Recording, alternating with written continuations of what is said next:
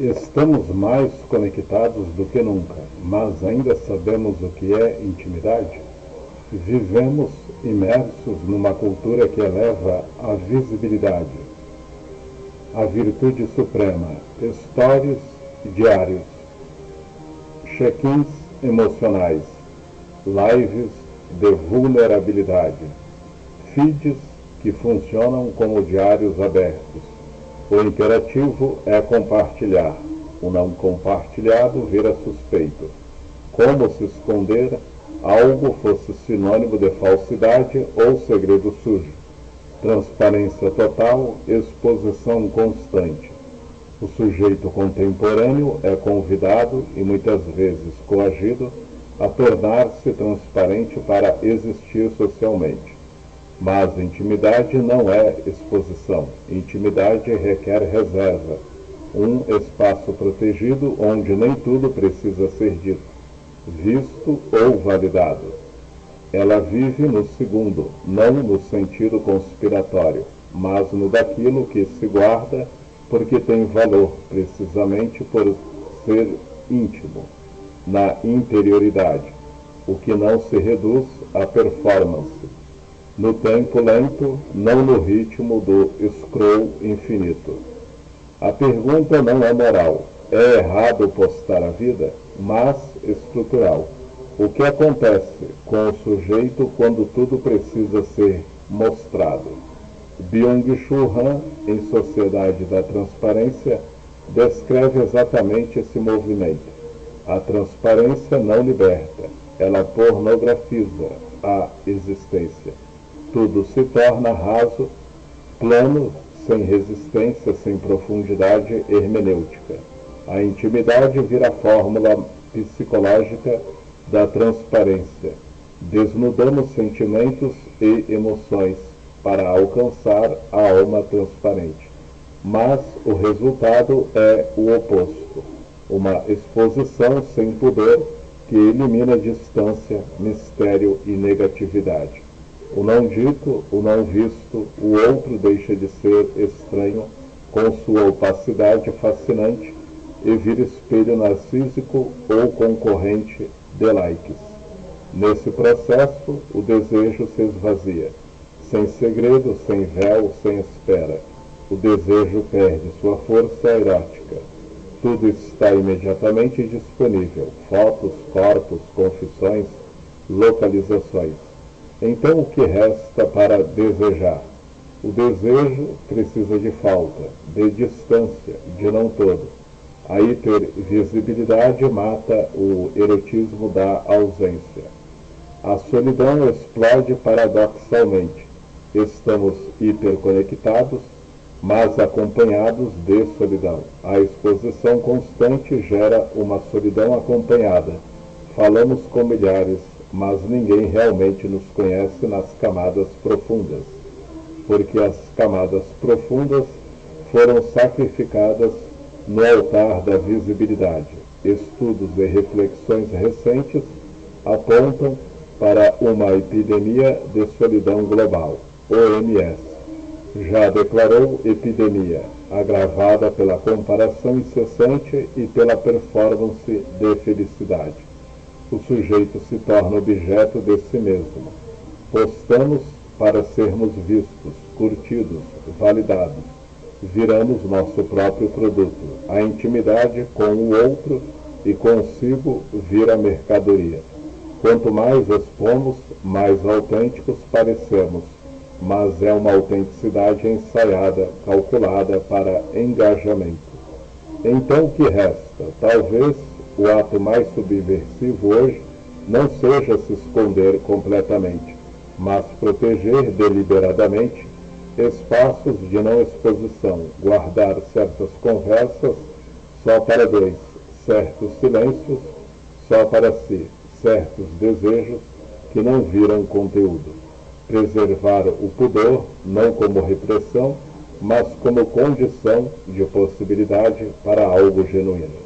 Porque intimidade verdadeira não sobrevive na luz total, ela floresce na penumbra, onde há tempo para ser, sem precisar provar, onde o outro permanece um pouco misterioso, onde o desejo não é saciado instantaneamente, mas cultivado na espera. E você, ainda consegue sustentar um segredo bonito? Uma reserva que não é medo, mas escolha? Ou tudo já virou vitrine? A era da transparência nos promete liberdade total, mas talvez a verdadeira liberdade comece quando ousamos dizer: isso aqui é só meu, e isso basta. Freud, o sujeito é feito de segredo. Para Sigmund Freud, o sujeito nunca é plenamente transparente, nem para os outros, nem para si mesmo. O inconsciente é precisamente aquilo que escapa, que resiste à luz da consciência. Ele é o grande segredo estrutural do ser humano, um reservatório de desejos, pulsões, memórias recalcadas e conflitos que não se deixam capturar inteiramente pela razão ou pela vontade. Freud não diz literalmente que o sujeito é feito de segredo, mas sua teoria inteira aponta nessa direção. O eu, ego, é uma instância frágil que nega, reprime e mascara o que o id afirma sem pudor. Como Byung-Chul Han observa em Sociedade da Transparência, Freud é o pensador da opacidade. O ser humano sequer é transparente para consigo mesmo. Em O Mal-Estar na Civilização, 1930, Freud radicaliza essa ideia ao mostrar como a cultura se constrói sobre uma renúncia pulsional inevitável. Para que a vida em comum seja possível, o sujeito deve sacrificar parte de sua satisfação instintiva, sexual, agressiva, narcísica. A civilização exige que reprimamos impulsos, que, se liberados sem limite, destruiriam o laço social. Esse sacrifício não é opcional, é o preço da convivência, mas ele gera um mal-estar estrutural, angústia, culpa, insatisfação difusa, porque o que é renunciado não desaparece. Ele retorna disfarçado no sintoma, no sonho, no lapso, na compulsão. Aqui entra o conflito essencial. A intimidade nasce exatamente desse embate entre desejo e lei. O desejo freudiano não é pleno. Ele é sempre desejo do outro, marcado pela falta, sem castração simbólica. A interdição da lei, não há sujeito desejante, só gozo bruto, sem limite, sem alteridade. A lei o superior, a civilização, impõe renúncia, mas também protege, cria um espaço de interioridade onde o desejo pode se abrigar, se velar, se diferir. Sem segredo não há desejo, porque o desejo vive da falta, da espera, do véu. Quando tudo é exposto, imediato, disponível, o desejo se esvazia. Sem falta não há erotismo. O erotismo requer distância, mistério, proibição parcial. A transparência total pornografiza o desejo, como diria Han. Transforma-o em consumo sem profundidade. Freud já previa o paradoxo que vivemos hoje. Quanto mais a civilização avança em controle e regulação, ou na contemporaneidade, em hipervisibilidade e imperativo de gozo, mais o mal-estar se agrava. No tempo de Freud, o sofrimento vinha da repressão excessiva. No nosso, vem do excesso oposto, a obrigação de ser transparente, performático, autêntico o tempo todo. O inconsciente, esse segredo constitutivo, resiste, ele não se deixa expor sem resto. Ele escapa nos sintomas modernos, burnout, ansiedade, depressão, que são formas de o sujeito dizer: há algo em mim que não cabe nessa vitrine. O sujeito freudiano é, portanto, feito de segredo, não por pudor moral, mas por estrutura. Ele é dividido, consciente versus inconsciente. Ele é barrado pela falta, não há completude. Ele é protegido pela renúncia à civilização como mal necessário. Sem esse segredo, sem o não dito, o recalcado, o velado, não há sujeito, há apenas um ego inflado ou esvaziado, um objeto de consumo de si mesmo. Na era da transparência, preservar o segredo não é regressão, é defesa da subjetividade. É permitir que o desejo respire na penumbra, que a intimidade exista como reserva, que o outro permaneça um enigma e não um perfil aberto. Porque, como Freud nos ensina, o que não pode ser recalcado retorna no real. E o que é forçado a ser totalmente exposto simplesmente deixa de ser desejável. E você consegue ainda ouvir o segredo que o seu inconsciente sussurra? Ou já o postou no Stories para ganhar validação? A psicanálise começa quando ousamos escutar o que preferiríamos não saber. Lacan, o desejo nasce da falta. Jacques Lacan formula algo decisivo, cortante, que atravessa toda a sua obra. O desejo é o desejo do outro. Não é um desejo autônomo, nascido puro em mim, como se eu fosse um ser isolado e soberano. O desejo humano surge sempre em referências ao outro. O grande outro da linguagem, da lei, da mãe primordial, da sociedade, do parceiro, do algoritmo. Eu desejo o que o outro deseja, ou melhor, desejo ser o objeto que completa a falta no outro.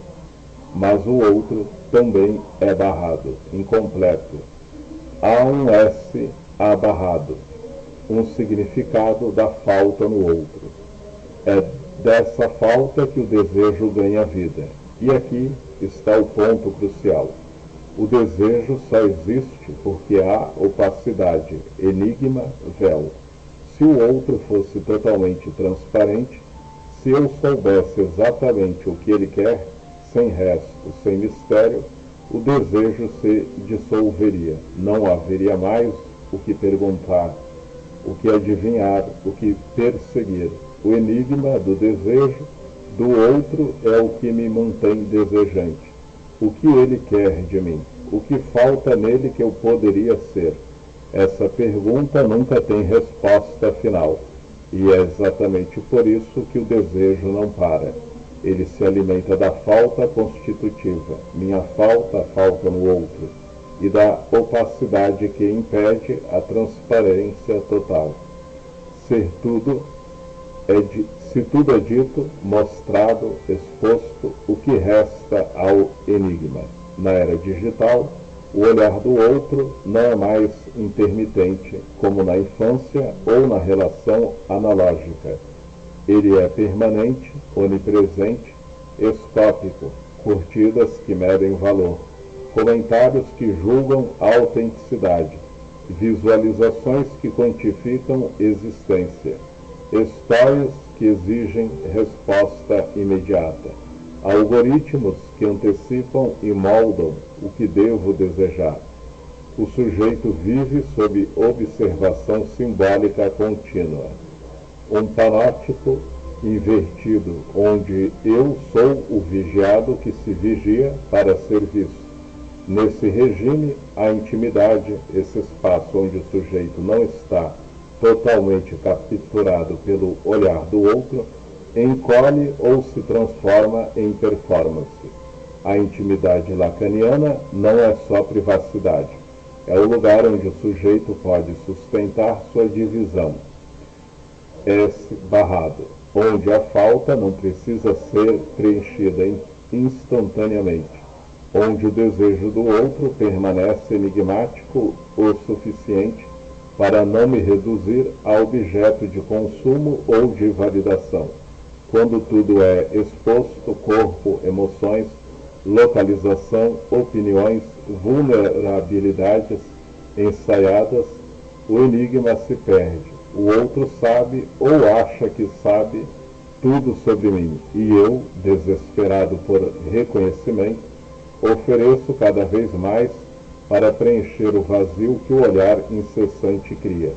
Mas o desejo não suporta a completude. Ele morre quando o véu cai. O resultado é uma pornografia do desejo. Tudo vira imagem. Tudo vira gozo imediato, sem a mediação da falta. O objeto, a causa do desejo, se confunde com o objeto exibido. O fetiche digital do like, do match, do viral. O erotismo da ausência some, resta o consumo frenético de presença. Lacan nos alerta: o desejo é metonímia do ser. Ele desliza, nunca chega ao fim. A transparência total promete acabar com a falta. Seja autêntico, mostre tudo, seja visto, mas só agrava a angústia. O sujeito se torna instrumento do desejo do outro, digital, sem resto para si. A verdadeira intimidade desse contexto é ato de resistência, preservar um espaço de não saber, de segredo que não é segredo sujo, mas enigma vital, guardar algo que não se posta, não se explica, não se valida, permitir que o desejo do outro e o meu permaneça opaco o suficiente para que o desejo respire. Porque, como Lacan ensina em seu seminário sobre a angústia, quando o desejo do outro se torna demasiado próximo, sem véu surge a angústia. O réu irrompe, o excesso da presença sufoca. Hoje, o réu irrompe em notificações incessantes, em feeds que não deixam falta, em relações onde o enigma foi trocado por transparência forçada. E você ainda consegue desejar algo que não seja o que o outro, o feed, o match, o algoritmo já espera de você? Ou o enigma se perdeu e restou só a demanda: me veja, me curta, me complete. A falta não é defeito, é a condição do desejo.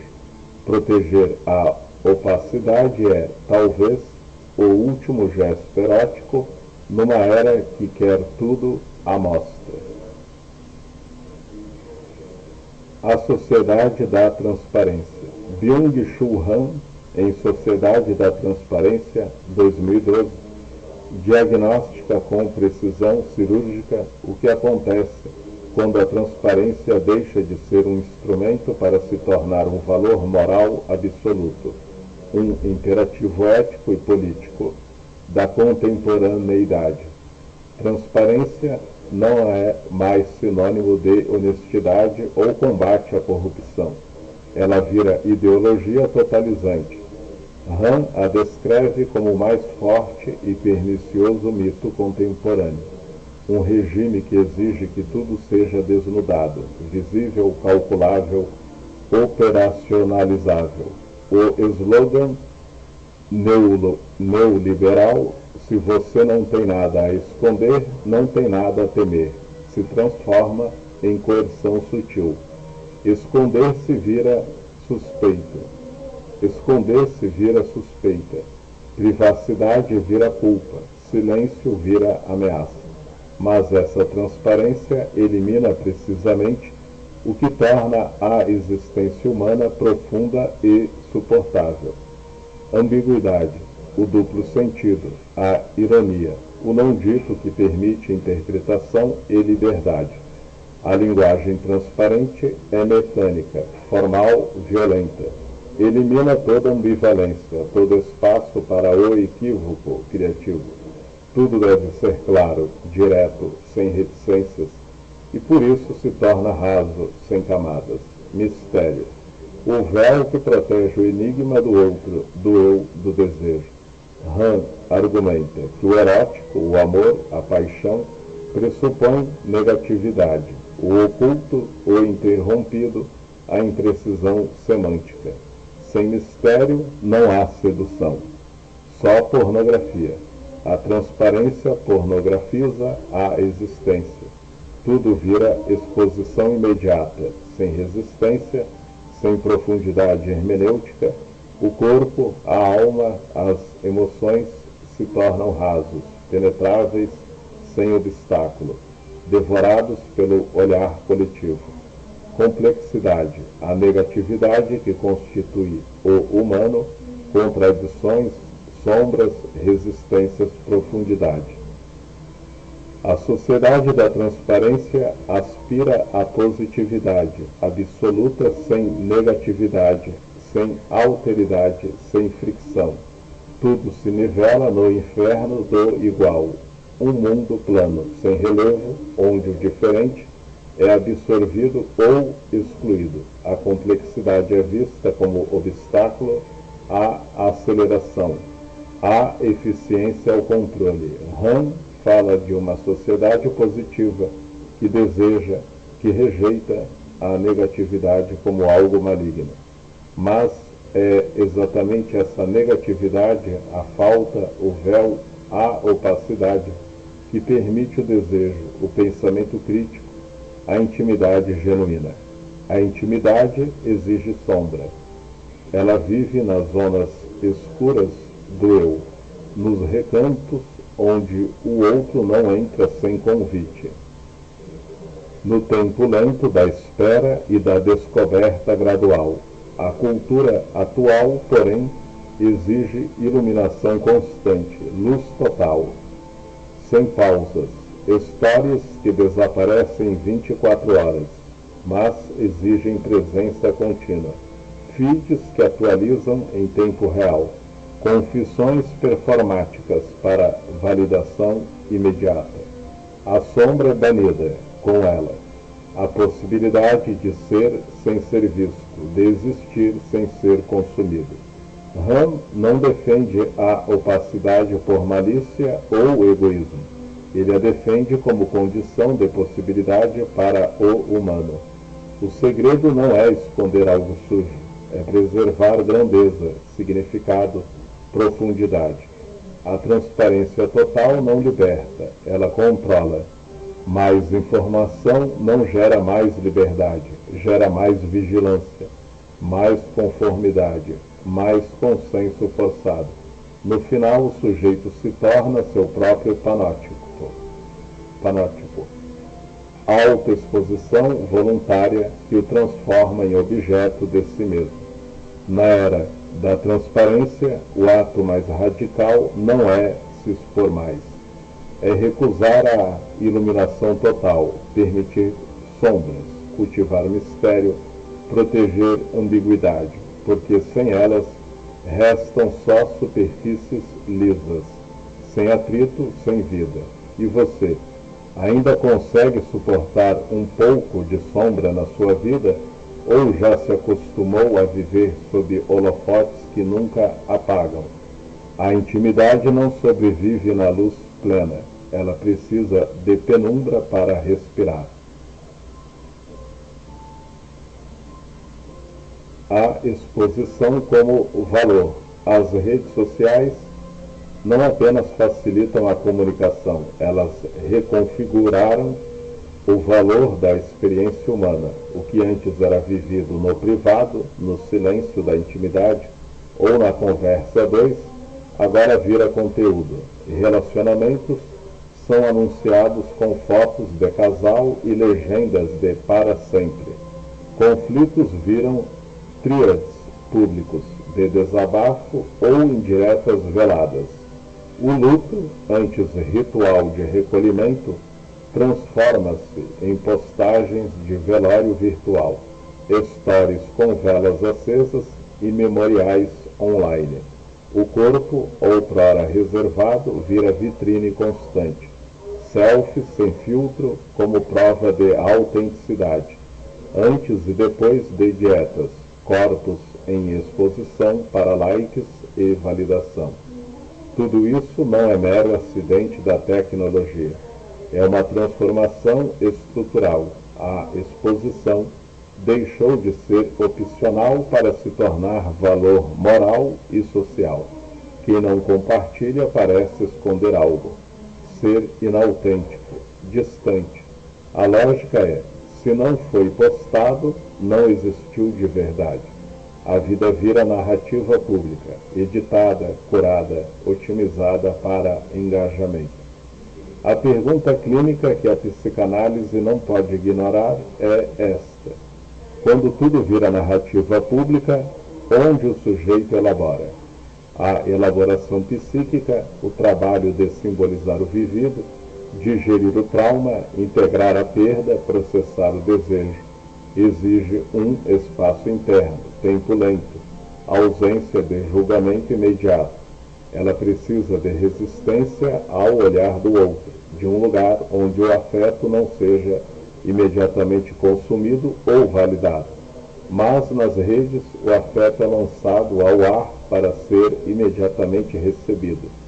Curtidas como bálsamo rápido, comentários como consolo instantâneo, visualizações como prova de existência. A exposição pode funcionar, sim, como pedido de reconhecimento. Me vejam, me confirmem que existo, que sofro, que amo. É o apelo ao grande outro digital para preencher a falta, ecoando o desejo lacaniano de ser o objeto que completa o outro. Tentativa de validação. O like vira medida de valor. Quanto mais reações, mais real o sentimento. A dor postada e aplaudida parece mais suportável. O amor exibido e curtido parece mais sólido. Defesa contra o vazio. Postar preenche o buraco existencial com presença imediata. O silêncio interno assusta. O feed movimentado tranquiliza. Estudos e reflexões psicanalíticas recentes apontam que a hiperconexão mascara o vazio, mas não o cura. Ela o mascara com ruído, com a ilusão de conexão. A exposição excessiva nas redes pode ser uma forma de tamponar o desamparo, uma defesa narcísica contra a angústia de não ser visto, de enfrentar a solidão sem plateia. Mas essa mesma exposição empobrece a elaboração interna. O luto, por exemplo, exige tempo para ser atravessado no privado. Chorar sem ser observado, lembrar sem performar. Quando vira conteúdo público, o processo se acelera artificialmente. A pressão para superar rápido, para não entediar o feed, para performar resiliência. Estou bem, olhem como sou forte. Ou para receber consolo coletivo que, paradoxalmente, pode reabrir a ferida a cada comentário.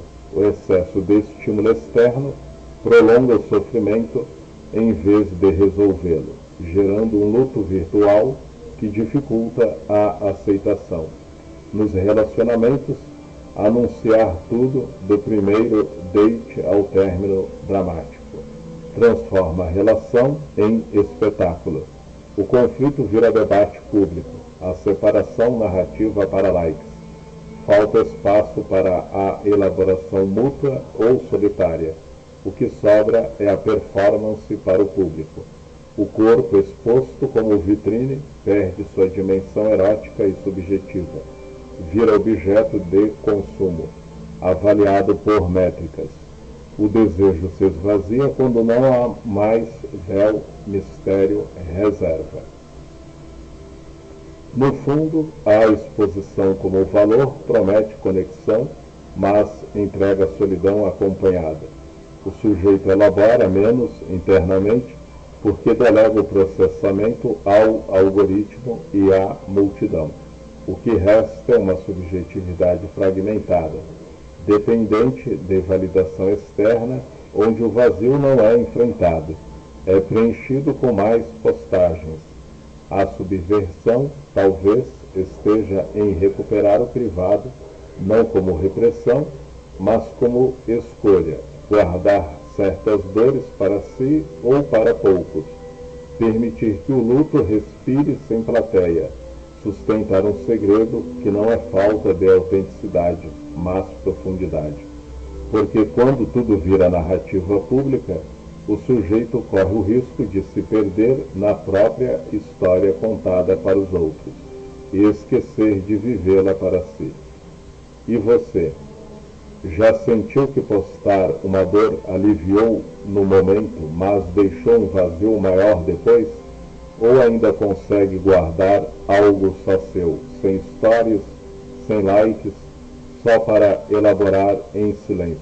A elaboração verdadeira não precisa de audiência, ela precisa de tempo e sombra. Intimidade não é isolamento. É fundamental diferenciar conceitos que, na superfície, parecem próximos, mas que revelam estruturas psíquicas bem distintas. Intimidade, capacidade de compartilhar profundidade com o outro, preservando um mundo interno rico e autônomo. Isolamento, retraimento defensivo, fuga do outro por medo de invasão, perda ou rejeição. Solidão, experiência dolorosa de ausência, desamparo, vazio existencial, muitas vezes vivida como abandono ou falta crônica.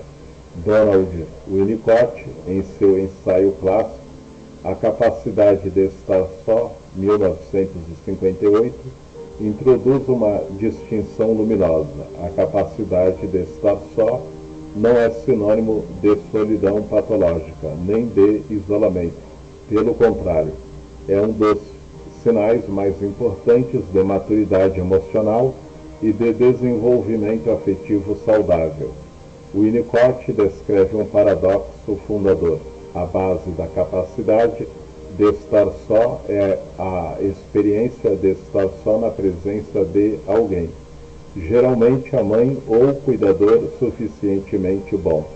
A criança pequena pode brincar, explorar, existir em seu mundo interno, porque sente a presença confiável, não intrusiva do outro, sem demandas excessivas, sem vigilância constante. Essa presença é internalizada.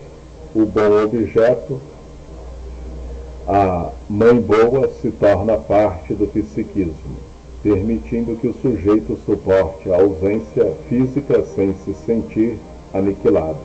Assim, estar só não é estar abandonado, é estar acompanhado do por dentro. O sujeito desenvolve um mundo interno habitável.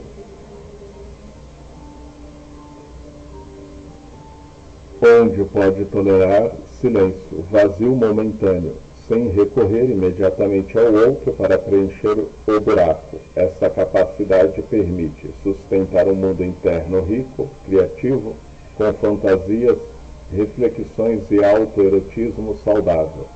Não depender da aprovação constante do outro para se sentir existindo. Tolerar silêncio, tanto o silêncio externo quanto o interno, sem pânico ou compulsão por ruído, conversas, notificações, validações. Quando essa capacidade falha, seja por falhas ambientais precoces, cuidador ausente, intrusivo ou inconsciente, seja por traumas posteriores, o sujeito não suporta o estar só. A solidão vira insuportável e surge a compulsão por exposição contínua. Postar, compartilhar, ser visto o tempo todo. A exposição não é mais escolha, vira defesa contra o vazio, contra o medo de desaparecer, se não for constantemente confirmado pelo olhar do outro. Likes, comentários, views. Na sociedade da transparência, de Byung-Chul Han, essa dinâmica se agrava. O imperativo de visibilidade torna o silêncio suspeito, o não compartilhado patológico. O sujeito que não expõe parece esconder algo, não ser autêntico, mas, paradoxalmente, é exatamente a incapacidade de estar só que impulsiona essa hiperexposição. Não há mundo interno suficientemente sólido para sustentar a existência sem plateia.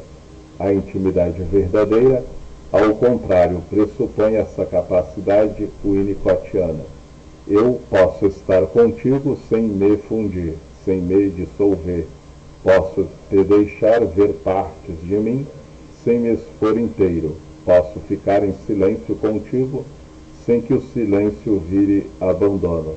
A intimidade floresce quando dois sujeitos com capacidade de estar só se encontram, não para preencher vazios mútuos, mas para compartilhar a partir de uma base de autonomia interna. Sem essa capacidade, o que resta é dependência. O outro vira remédio contra a solidão, e a relação vira demanda constante. Me veja, me valide, me complete. A exposição contínua mascara o fracasso em tolerar ou estar só, mas não o cura. Na era digital, recuperar a capacidade de estar só pode ser o gesto mais revolucionário. Desligar as notificações, suportar o silêncio do feed vazio, permitir que o mundo interno respire sem ser performado. Porque só quem sabe estar só consegue, de verdade, estar com o outro, sem sufocá-lo, sem se perder nele. E você consegue passar um tempo sem postar, sem checar, só estando consigo, e sentir que isso não é vazio, mas presença? Ou o silêncio ainda assusta, e o stories vira o único jeito de se sentir acompanhado? A intimidade não é isolamento, é o oposto. É a arte de estar só o suficiente para poder, enfim, estar junto de forma genuína. O amor na era digital. Os aplicativos de relacionamento não são apenas ferramentas. Eles reescreveram a gramática do encontro amoroso. O que antes era um processo lento, cheio de acasos, equívocos e tempo de maturação, virou um mercado de opções infinitas. Escolha infinita, swipes à esquerda e à direita, perfis que se renovam sem fim, algoritmos que prometem alguém melhor sempre disponível. A abundância não liberta, ela paralisa. Zygmunt Bauman chamou isso de amor líquido, relações fluidas, descartáveis, sem compromisso profundo, porque a próxima opção está a um toque de distância. Avaliação rápida, fotos de perfil, bio de poucas linhas, prompts padronizados. O outro é julgado em segundos, atraente ou não, interessante ou genérico, compatível ou descartável. O julgamento é imediato, superficial, baseado em critérios visuais e performáticos. Não há tempo para o mistério ser revelado. Há só a primeira impressão editada e otimizada. Substituição imediata, término, bloqueio, ghosting, match novo em minutos. A dor da perda é atenuada pela ilusão de reposição rápida. O apego não tem chance de se aprofundar porque a estrutura incentiva a não investir demais. Afinal, investir dói quando o investimento pode ser trocado sem custo. Nesse cenário, o desejo que, como Freud e Lacan nos ensinaram, vivem da falta, da espera, da impossibilidade de posse total, entra em crise. O desejo exige espera, o tempo da carta que demora, do telefonema ansioso, do encontro marcado com dias de antecedência, da incerteza sobre o que o outro sente. Essa espera constrói tensão erótica, fantasia e investimento psíquico. O mercado digital exige rapidez, resposta em minutos, data no mesmo dia, sexo na primeira noite se houver química. A espera vira suspeita porque ele demorou tanto para responder. A lentidão vira desinteresse. O algoritmo pune quem não joga no ritmo acelerado. A intimidade, por sua vez, pressupõe vulnerabilidade. mostrar o que não é perfeito, o que não foi curado, o que dói, o que falha. É arriscar ser visto sem filtro, sem edição e ainda assim ser desejado. Mas a cultura atual incentiva exatamente o oposto. A curadoria da imagem, perfil como portfólio, fotos profissionais, legendas inteligentes, vulnerabilidades calculadas. Sou um desastre organizado. Amo café e terapia. Relacionamento como conteúdo. Histórias de casal inteligentes. Vulnerabilidades calculadas. Sou um desastre organizado. Amo café e terapia. Relacionamento como conteúdo. Histórias de casal harmonioso. Posts de gratidão pelo parceiro. Indiretas disfarçadas de maturidade emocional. Término como narrativa. Aprendi muito, cresci, foi tóxico, mas agradeço. Tudo embalado para manter a imagem de resiliência e autodesenvolvimento. O resultado é uma intimidade empobrecida, relações que parecem profundas porque são bem contadas, mas que raramente atravessam a superfície, porque a superfície é o que vende, a vulnerabilidade real, a que não rende likes, que não é fotogênica, fica reservada quando fica para momentos privados que cada vez mais rareiam. Byung-Chul Han diria que o amor digital é outro sintoma da sociedade da transparência. O outro deve ser consumível, previsível, substituível, sem opacidade, sem negatividade, sem tempo de latência. O amor vira consumo afetivo, rápido, intenso, descartável. Mas o amor que resiste, que sobrevive a essa lógica, é o que ainda ousa esperar sem cobrar imediatismo, mostrar vulnerabilidade sem performance, aceitar que o outro não é infinito nem substituível, preservar um espaço onde o desejo não seja saciado na primeira noite, mas cultivado na lentidão. Porque no final o que faz o amor durar não é a escolha perfeita entre milhões de perfis, é a escolha repetida dia após dia de ficar com alguém perfeito, opaco, humano, mesmo sabendo que há opções melhores. Há um sweep de distância. E você já sentiu que o match perfeito virou pressão para ser perfeito também?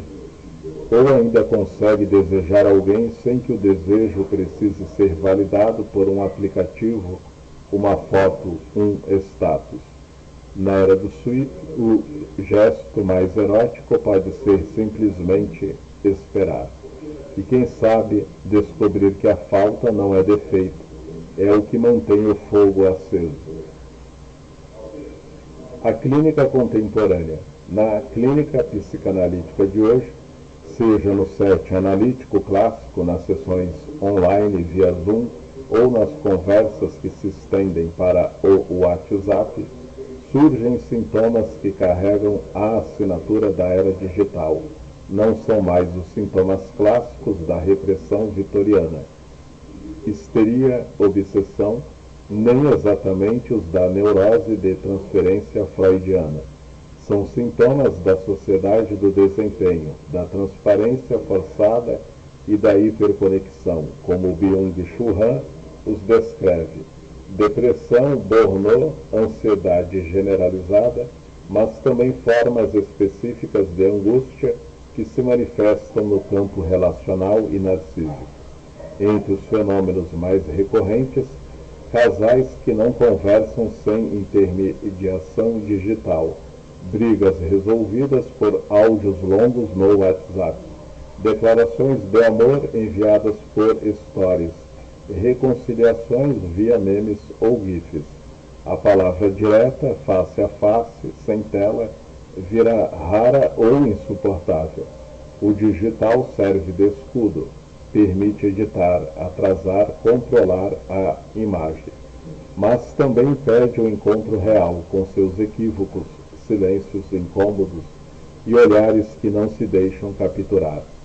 Jovens que confundem intimidade com exposição. Contam tudo no feed: traumas, terapias, orgasmos, medos. A vulnerabilidade vira performance para likes. A ideia de ser autêntico se confunde com ser visto sendo vulnerável. O que falta é o espaço privado, onde a intimidade se constrói devagar, sem plateia, como apontam reflexões psicanalíticas recentes. Essa exposição massiva cria uma ilusão de conexão, mas aprofunda a fragmentação do eu. Adultos que não suportam silêncio relacional. O silêncio no chat vira pânico. O visto e não respondido ativa uma angústia imediata.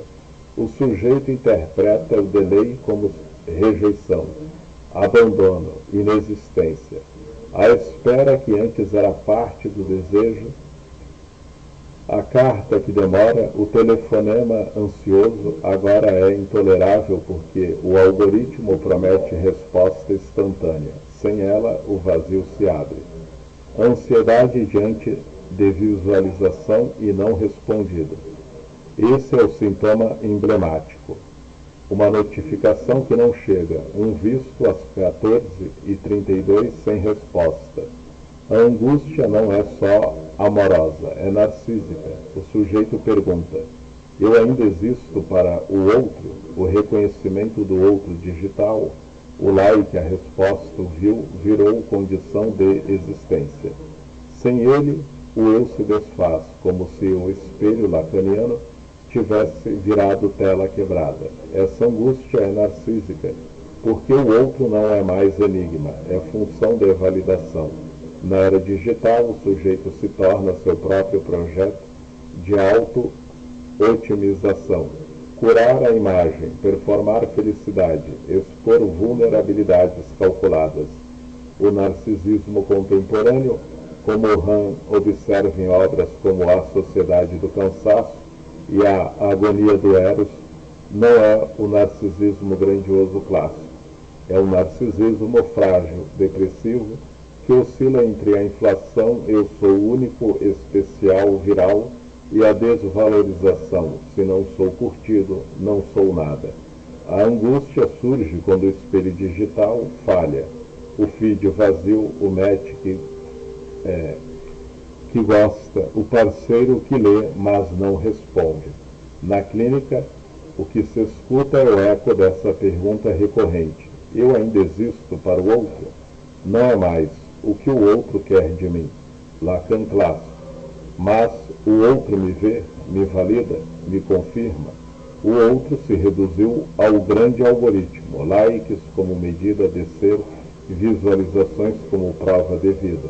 O sujeito vive em um panótipo autoimposto, vigiando-se para ser visto, expondo-se para não desaparecer. Mas a psicanálise, mesmo na era digital, mantém sua potência. Escutar o que escapa à tela, o que não se posta. O sintoma que resiste à curadoria. A angústia narcísica não se resolve com mais exposição.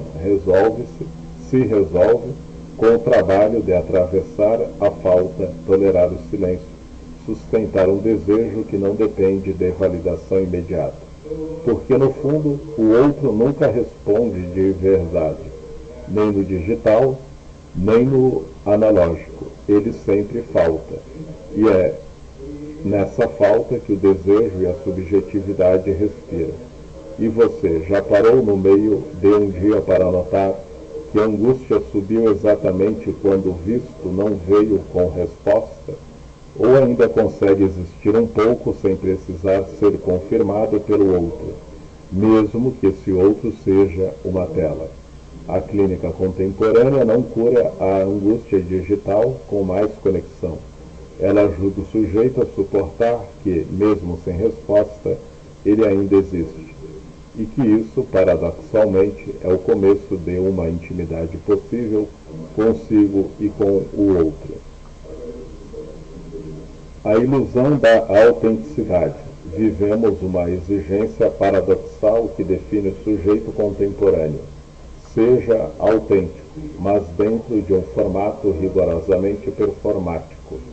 O imperativo não é novo. A modernidade sempre cobrou a autenticidade, mas na era digital ele se torna contraditório, até o absurdo. A autenticidade é vendida como valor supremo.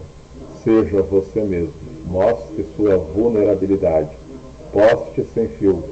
No entanto, tudo isso acontece sob as regras invisíveis de um palco algoritmo. O que postar, quando postar, como editar, qual legenda otimiza o engajamento, qual tom de vulnerabilidade rende mais empatia e likes. O resultado não é autenticidade genuína. É uma performance da autenticidade, calculada, editada, consumível. O sujeito aprende, quase sem perceber, a dominar técnicas sutis. Mostrar vulnerabilidade calculada. Chorar no stories, mas só o suficiente para parecer humano sem parecer fraco demais. Confessar um dia ruim que termina com lição positiva e hashtag motivacional.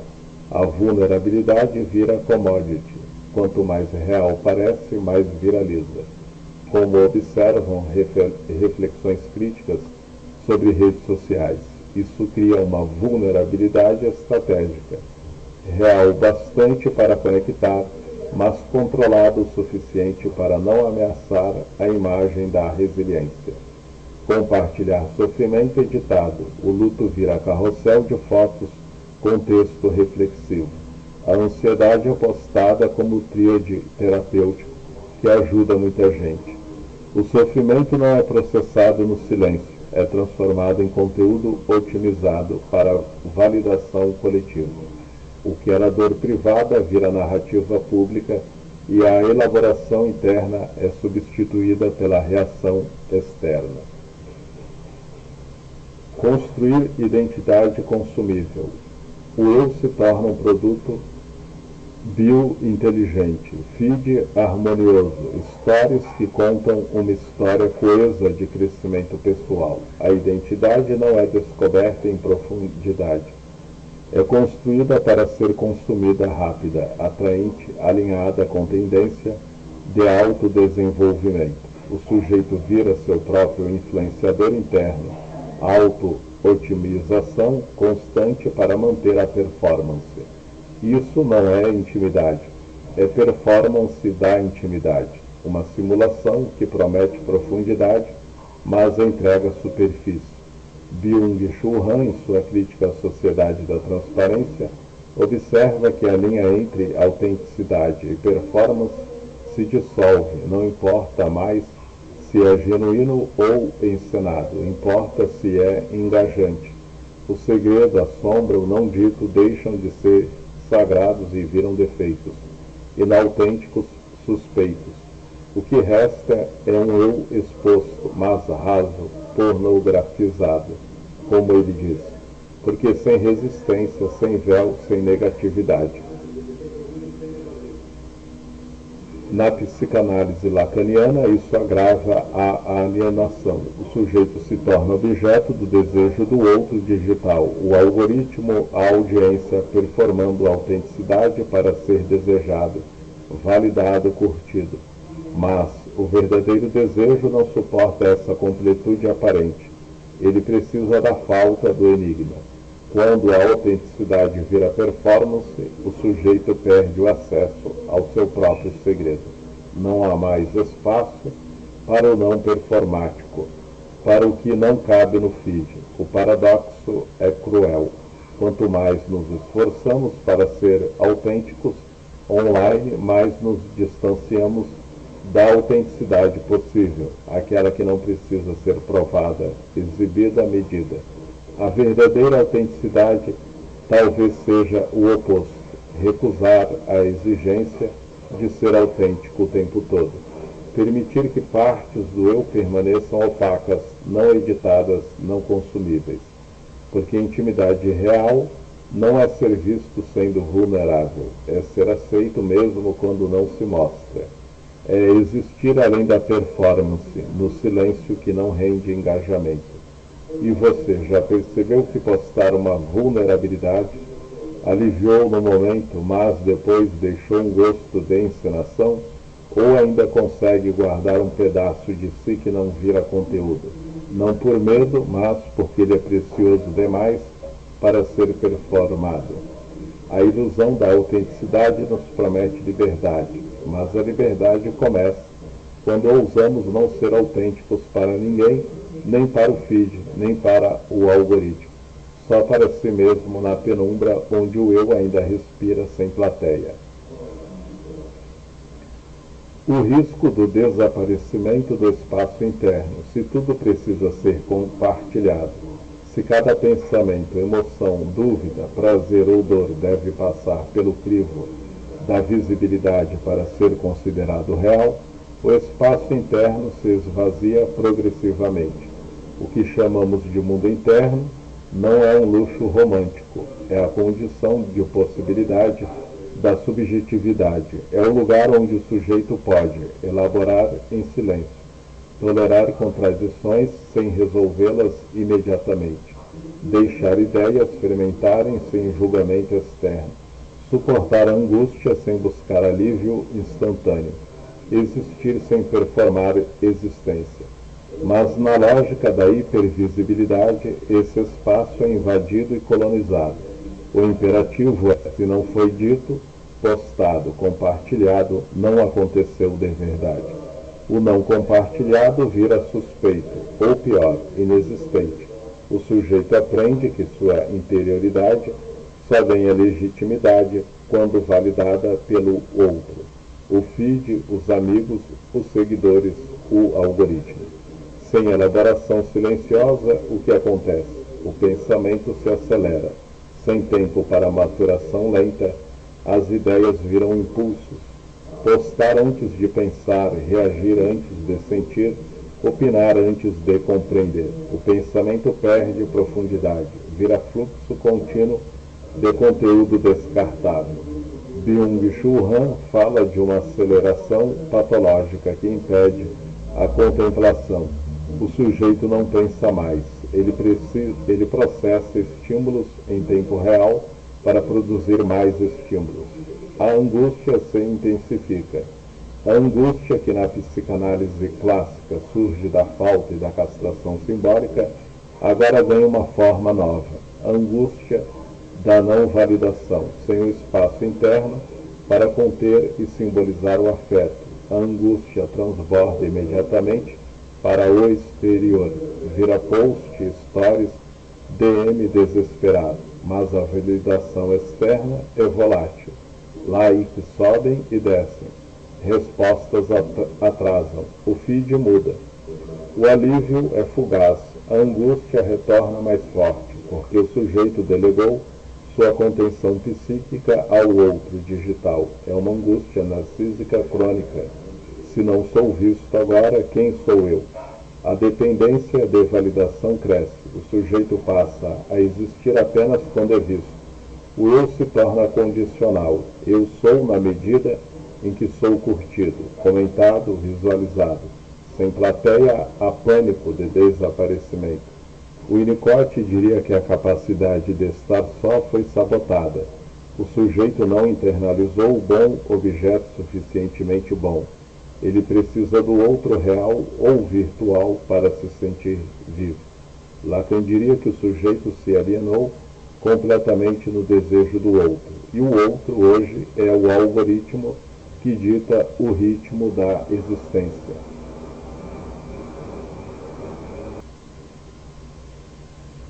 Mas o espaço interno não desaparece por completo. Ele se retrai, se atrofia, se defende em sintomas. Burnout, o corpo dizendo não aguento mais produzir presença. Ansiedade de performance, medo constante de não ser suficiente. Depressão, o eu que desistiu de ser visto porque cansou de tentar. Esses sintomas são gritos mudos do que resta de subjetividade. Deixem-me existir sem ser visto o tempo todo. A resistência talvez comece pelo gesto mais simples e mais difícil: recusar compartilhar algo. não por segredo sujo, mas por escolha. Isso aqui fica só comigo, por enquanto ou para sempre. Permitir que o pensamento fique inacabado, que a emoção fermente no escuro, que a angústia seja suportada sem plateia, porque o sujeito não desaparece quando não é visto. Ele desaparece quando deixa de ter onde se esconder de si mesmo. E você ainda consegue passar um dia inteiro sem postar nada, nenhuma história, nenhum tweet, nenhuma mensagem de desabafo e sentir que existiu mesmo assim? Ou o silêncio interno já virou um buraco que assusta, e o único jeito de preenchê-lo é jogando mais conteúdo para fora? O espaço interno não é luxo, é o último refúgio da subjetividade. Quando ele empobrece, o que sobra não é liberdade total, é uma existência fantasmagórica, que só respira quando é iluminada por holofotes alheios. Preservar um pedaço de escuridão interna talvez seja, hoje, o gesto mais vivo que podemos fazer. A função da análise. No mundo onde cada pensamento vira post, cada emoção é história e cada silêncio é suspeito, a clínica psicanalítica oferece algo que se tornou raríssimo: um espaço de não exposição pública. Aqui não há feed para alimentar, nem likes para conquistar, nem algoritmo para agradar. O divã, ou a cadeira, ou a tela em análise online é o último reduto onde o sujeito pode falar sem ser julgado em tempo real, sem precisar editar a narrativa para torná-la consumível, sem performar resiliência ou vulnerabilidade estratégica. O analista não curte, não comenta, não compartilha, ele escuta. E nessa escuta permite que o silêncio exista sem virar angústia imediata. A análise restaura o que a sociedade da transparência mais ameaça: a possibilidade de intimidade com o próprio inconsciente. O inconsciente, como Freud nos mostrou, não é acessível por transparência total. Ele resiste, escapa, se disfarça. Na era digital, o sujeito tenta forçar o inconsciente a se expor. Tríades terapêuticos, confissões virais. Mas o que surge é só mais defesa, mais performance. A análise, ao contrário, trabalha com a opacidade, permite que o recalcado emerja no seu tempo, no lapso, no sonho, no ato falho, sem pressão por revelação imediata. O silêncio é permitido e valorizado, não é vazio a ser preenchido com ruído. É espaço onde o sujeito pode tolerar a falta, a espera, o não saber. Winnicott diria que é o lugar para recuperar a capacidade de estar só na presença do analista, como objeto suficientemente bom. Lacan diria que é onde o desejo do outro não sufoca o desejo do sujeito. Rand diria que é resistência à positividade forçada, um tempo negativo, contemplativo, onde a negatividade, a falta, a sombra não é banida. Não há performance. O sujeito não precisa ser autêntico de forma calculada, nem otimizar sua narrativa para engajamento. Pode contradizer-se, repetir, calar, chorar, sem legenda motivacional. Odiar sem filtro de maturidade emocional. A análise suspende o imperativo de ser visto sendo, permite-se ser sem ser consumido. Nesse espaço protegido, a análise não promete cura mágica, nem autoajuda rápida. Ela restaura a possibilidade de uma intimidade consigo mesmo, reencontrar o segredo que constitui o sujeito, o inconsciente como reserva vital, elaborar o que foi delegado ao exterior, a angústia narcísica do visto e não respondido, atravessar a falta sem preenchê-la com likes ou match. Porque, como a psicanálise contemporânea nos lembra em tempos de hiperconexão, o sofrimento atual não é só repressão, é excesso de presença. de visibilidade, de positividade. A análise oferece o antídoto, um lugar onde o sujeito pode desaparecer um pouco do olhar do mundo para reaparecer para si mesmo, mais inteiro, menos fragmentado. Na era da exposição total, entrar em análise é um ato subversivo, escolher a penumbra para respirar, o silêncio para pensar, o tempo lento para desejar. É recusar que o inconsciente vire conteúdo e insistir que ele permaneça enigma, o enigma que nos faz humanos. E você, já experimentou o alívio estranho de falar algo que nunca postaria, sem esperar validação imediata? Ou o silêncio da sessão ainda assusta, porque o hiato é preencher todo vazio com palavras para fora. A função da análise hoje não é só curar sintomas, é devolver ao sujeito o direito de ter um interior que não precise ser iluminado. Um lugar onde a intimidade começa consigo no escuro fecundo do inconsciente, e dali, quem sabe, com o outro de verdade. Chegamos ao fim dessa travessia, não porque o tema se esgote, mas porque o que resta é o que não se pode dizer de uma vez só. Talvez o fim da intimidade não seja a ausência de relações, mas a incapacidade de sustentar um espaço interno não exposto. Vivemos uma época que confunde conexão com visibilidade total, autenticidade com exposição permanente, desejo com consumo imediato. Tudo que é humano, a falta, o enigma, o silêncio, o segredo, a espera, a sombra, foi reclassificado como obstáculo, suspeita ou defeito. O sujeito contemporâneo é convidado a ser transparente até o osso, sem véu, sem resistência, sem resto.